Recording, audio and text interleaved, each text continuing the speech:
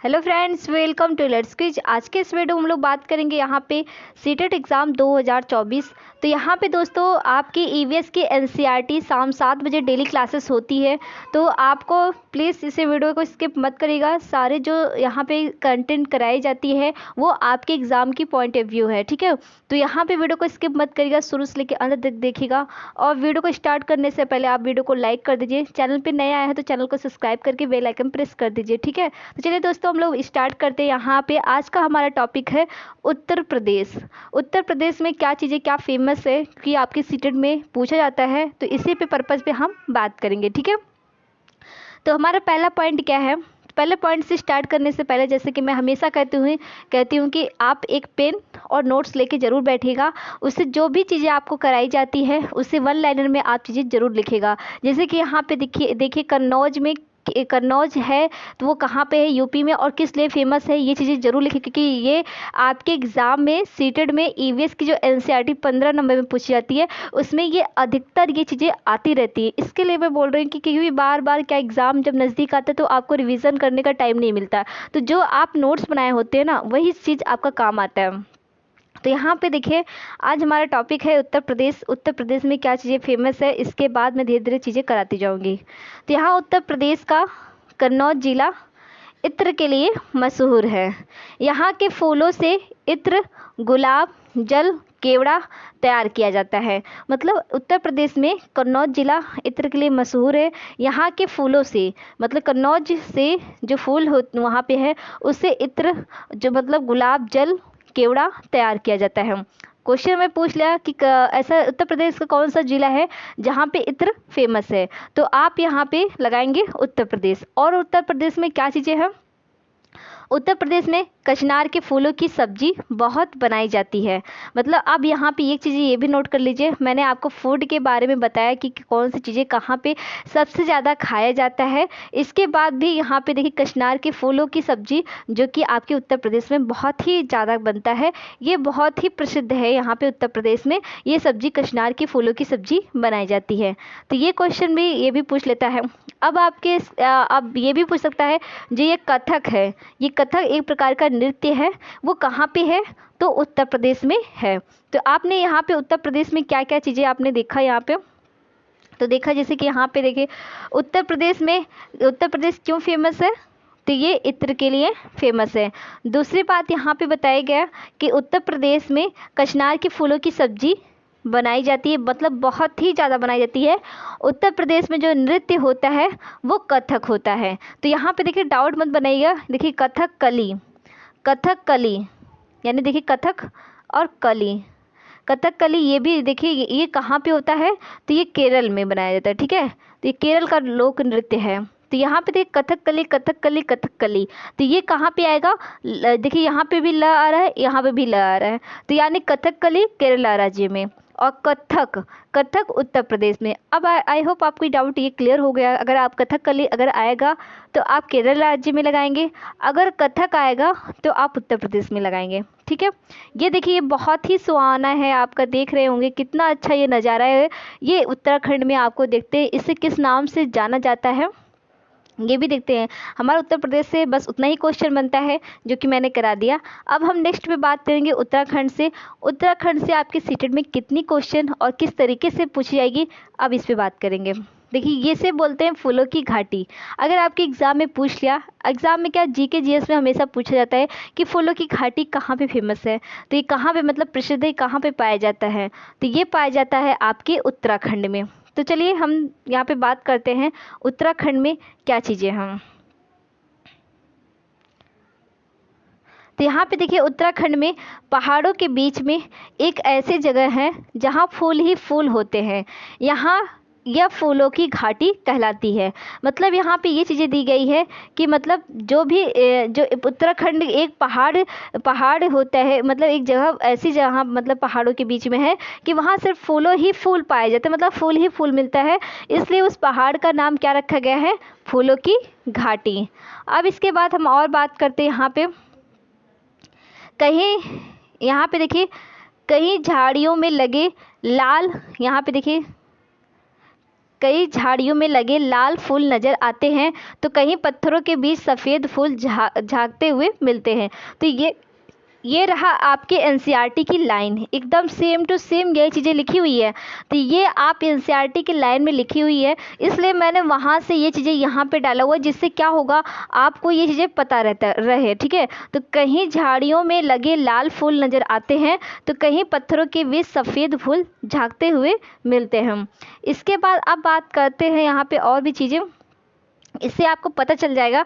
पीले पीले फूलों के लंबे चौड़े कालीन जैसे मैदान भी हैं, और कहीं कहीं अचानक घास के बीच छोटे छोटे तारों जैसे नीले फूल दिखाई देते हैं।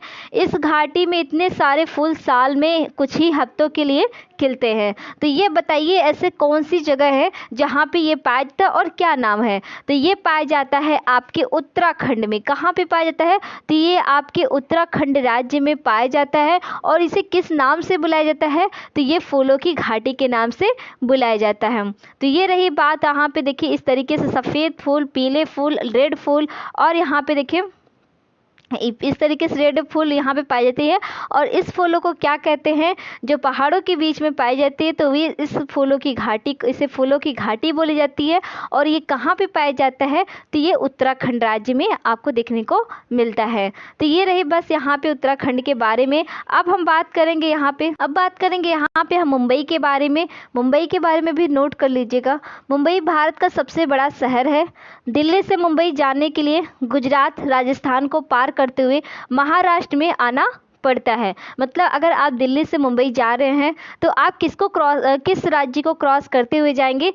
तो गुजरात और राजस्थान को पार करते हुए जाएंगे। ये बहुत ही इंपॉर्टेंट है, आप इसे नोट कर लीजिए, क्योंकि ये एग्ज़ाम में बहुत ही पूछा जाता है कि दिल्ली से मुंबई जाते वक्त आप किन किन स्टेट से होके जाएंगे।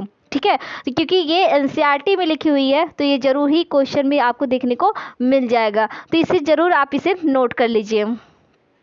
इसके बाद अब यहाँ पे क्या चीज़ें हैं?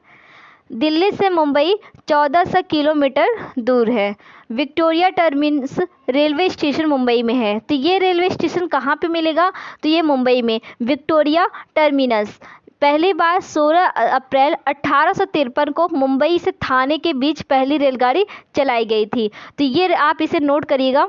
देखिए जो मैं इसे अंडरलाइन कर ले रही हूँ यहाँ पे, देखिए ये 16 अप्रैल 1853 में। और कौन से यहाँ पे जो यहाँ पे वायसराय थे, कौन से? तो यहाँ पे लॉर्ड डलहौजी की जो समय में यहाँ पे 16 अप्रैल 1853 में मुंबई से, कहाँ से? मुंबई से लेके थाने के बीच में। ठीक है, आप इसे नोट करिएगा। जो ट्रेन चलाई गई थी हमारे भारत में सबसे पहले 16 अप्रैल 1853 में, वो भी किसके समय में? लॉर्ड डलहौजी के समय में। और ये कहाँ से कहाँ चली थी? ये मुंबई से थाने के बीच में चली थी। तो पहली रेलगाड़ी चली। फिर इसके बाद अब यहाँ पे बात की जाती है, ये सब भी आप इसे नोट करिएगा, क्योंकि ये आपके एग्ज़ाम में पूछा जाता है। अगर आपने प्रीवियस ईयर देखा होगा तो ये ज़रूर ही आपको देखने को मिला होगा। नागपांडा और अफसाना मंसूरी बास्केटबॉल टीम मुंबई में है। तो यहाँ पे क्या क्या चीज़ें मुंबई में है? नागपांडा और अफसाना मंसूरी बास्केटबॉल टीम मुंबई में है। इसके बाद यहाँ पे देखिए सोलापुर मुंबई में है। फिर बाजार गांव महाराष्ट्र में है। देखिए इसे आप क्यों, मैं इतना ये गांव क्यों पढ़ा रही हूँ कि गांव में, महाराष्ट्र में क्या गांव की कमी है? मुंबई में शहरों की कमी है। लेकिन आपको इसलिए पढ़ाया जाता है क्योंकि ये आपकी ईवीएस के एनसीईआरटी में है। ये आपका जो सीबीएसई है ना, जो ये आपकी सीबीएसई है, ये आपकी एनसीईआरटी की लाइन से ही पूछता है। इसलिए यहाँ पे जो एनसीईआरटी में गाँव दिया है, शहर दिया है, वो आपको यहाँ पे पढ़ाया जाता है। जिससे क्या होगा कि आपको यहाँ पे चीज़ें आसानी से समझ में आ जाए कि ये चीज़ें यहाँ पे है और यही ईवीएस में पूछ भी सकता है। ठीक है, तो यहाँ पे देखिए ये से ज़रूर नोट करिएगा। नागपांडा, अफसाना, मंसूरी बास्केटबॉल, सोलापुर, बाजार गांव, ये सब कहाँ पे है? तो ये सब महाराष्ट्र में है। इसके बाद आप यहाँ पे देखिए कप परेड में, यहाँ पे देखिए कप परेड कहाँ है? तो ये मुंबई में है। बच्चू खान प्लेग्राउंड मुंबई में है, जिसका नाम मुस्तफ़ा खान कोच के नाम पर पड़ा। सहजन के फूलों के पकौड़े महाराष्ट्र में बहुत ही खाए जाते हैं। तो यहाँ पे देखिए महाराष्ट्र में क्या खाते हैं? महाराष्ट्र में एक फेमस है पाव भाजी। ठीक है, क्या है? पाव भाजी। पाव भाजी मुंबई में बहुत ही तेज़ से, बहुत ही चाव से खाते हैं। और दूसरे यहाँ पे सहजन के फूलों की सब जो पकौड़े बनती है वो महाराष्ट्र में खाई जाती है। तो आपने यहाँ पे देखा। और दूसरी बात यहाँ पे जो है वर्ली।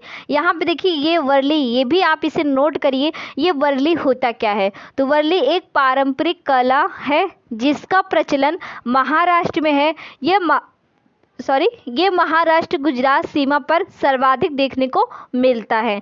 तो यहाँ पे जो वर्ली है एक पारंपरिक कला है, मतलब यहाँ पे देखिए जो कला है यानी मुंबई में ये वर्ली नाम से है जिसका प्रचलन महाराष्ट्र में है। और ये महाराष्ट्र और गुजरात के सीमा पर, किसके? गुजरात और महाराष्ट्र की सीमा पर सर्वाधिक आपको देखने को मिलता है। तो आई होप आपने मुंबई के बारे में अच्छे से पढ़ लिया होगा, मैंने चीज़ें बता दी है। अगर नहीं समझ में आया फिर से वीडियो स्किप करके फिर से वीडियो को देखिएगा ज़रूर। और इसके बाद मैंने उत्तराखंड उत्तर प्रदेश के बारे में भी बता दिया है।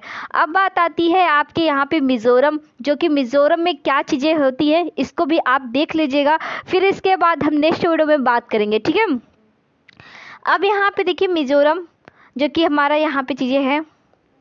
तो मिज़ोरम में मिज़ो भाषा बोली जाती है। अब इसे यहाँ पे नोट कर लीजिए, मिज़ोरम में कौन सी भाषा बोली जाती है? तो ये मिज़ो भाषा बोली जाती है। यहाँ 3/4 लोग जंगल में रहते हैं, मतलब मिज़ोरम में 3/4 लोग यहाँ पे मिज़ोरम जंगल में रहते हैं। यहाँ की जो मुख्य फसल है तो क्या है? चावल। अब इसे नोट करिए, पहले 2 पॉइंट आप इसे 2 पॉइंट लिखिए। पॉइंट 1 कि यहाँ पे जो भाषा बोली जाती है मिज़ोरम में मिज़ो भाषा बोली जाती है और यहाँ का जो मुख्य फसल है वो चावल है। इसके बाद और भी चीज़ें देखते हैं। यहाँ खेती की लॉटरी निकाली जाती है। जमीन को साझा मानकर सभी लोगों को बारी बारी उस जमीन पर खेती करने का अवसर मिलता है। मिज़ोरम में बांस के बर्तन बनाए जाते हैं और झूम खेती मिज़ोरम में होती है। तो ये रही बात यहाँ पे झूम खेती के बारे में, जो कि आपने देखा ही कि यहाँ पे किस तरीके से खेती की जाती है। तो मिज़ोरम में किस प्रकार की खेती होती है? तो मिज़ोरम में होती है झूम खेती, क्योंकि ये आपके एग्ज़ाम में बहुत ही इम्पॉर्टेंट होता है। ये बहुत बार बार आपके एग्ज़ाम में पूछा जाता है कि झूम खेती कहाँ पे होता है। तो झूम खेती होती है आपके मिज़ोरम राज्य में। और यहाँ पे जो मुख्य फसल इसकी होती है तो इसकी मुख्य फसल होती है चावल। और यहाँ पे जो खेती की जाती है वो लॉटरी के हिसाब से खेती की जाती है। तो ये रही बात यहाँ पे मिज़ोरम के बारे में, जो कि मैंने आपको बता दिया। अब हम बात करेंगे कर्नाटक के बारे में, जो कि यहाँ पे हम नेक्स्ट वीडियो में बात करेंगे। फिर इसके बाद अब आपका यहाँ पे चलिए कर्नाटक में कंप्लीट ही करा देती हूँ, फिर नेक्स्ट टॉपिक में नया चीज़ें बताएंगे, ठीक है। अब यहाँ पे देखिए कर्नाटक है, तो कर्नाटक भी देख लीजिएगा, उसको भी हेडिंग डालिए कर्नाटक। कर्नाटक की भाषा क्या है? कन्नड़। अभी देखिए यहाँ पे पहले पॉइंट में देखे थे मिज़ोरम में मिज़ो भाषा बोली जाती है और कर्नाटक में कन्नड़ भाषा बोली जाती है। फिर इसके बाद यहाँ पे देखिए कर्नाटक में क्या है? वेलवनिका गांव कर्नाटक में है। देखिए मैं गांव चीज़ें इसलिए करा रही हूँ ना, आपके एनसीईआरटी में लिखी हुई है, इसके लिए मैं आपको यहाँ पे गांव कराते जा रही हूँ, जिससे क्या होगा ना कि अगर क्वेश्चन में गांव के बारे में नाम पूछता है, बहुत ही बार पूछा गया है, इसलिए यहाँ पे जो एनसीईआरटी में है उतना ही चीज़ें आप जानें। इसलिए अगर जानने की भी ज़रूरत नहीं होगी, क्योंकि अगर आप ज़्यादा जानेंगे तो फिर मतलब वो तो कहीं और एग्ज़ाम में काम आएगा, बट लेकिन यहाँ पे और ज़्यादा एग्ज़ाम में काम आने वाला नहीं है। जो एनसीईआरटी में वही सीबीएसई आपसे पूछता है। अगर आप एनसीईआरटी नहीं पढ़े रहते तो वहीं आप फंस जाते हैं। तो ज़्यादा पढ़ने का मतलब क्या होगा, ठीक है, उतना पढ़िए जो आपके एग्ज़ाम के लिए मोस्ट इम्पॉर्टेंट है, ठीक है। तो यहाँ पे देखिए वेलवनिका गांव कर्नाटक में है। दूसरा बात यहाँ पे होलगुंडी गांव कर्नाटक में है।